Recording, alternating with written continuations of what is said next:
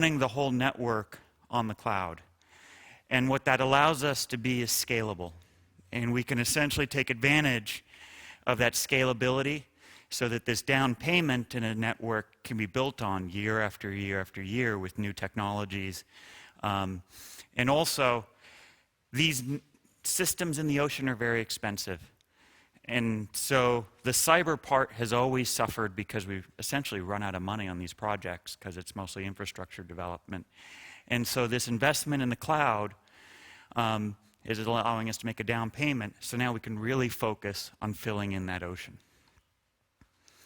And it's taking all the business services models of scalable messaging and all this stuff, all built into the cloud computing. And what you're seeing now is a lot of universities trying to use this model rather than invest in massive servers, essentially get their portion of the cloud and essentially devote more of their resources to people and programming and the actual work. And essentially, while this is happening in the US, if you just look at telecommunication cables who are working with the scientists, you essentially see the backbone of an ocean network starting to form. You have the permanent presence with cables, and then you have fleets of thousands of these mobile platforms I talked about for filling in the other space.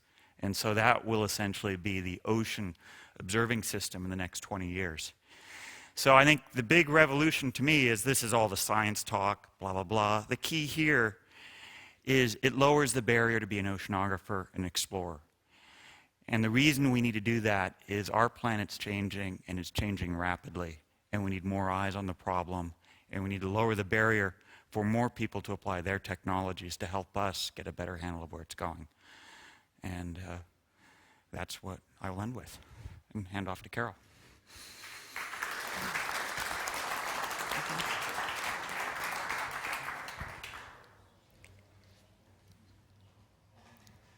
Hi there.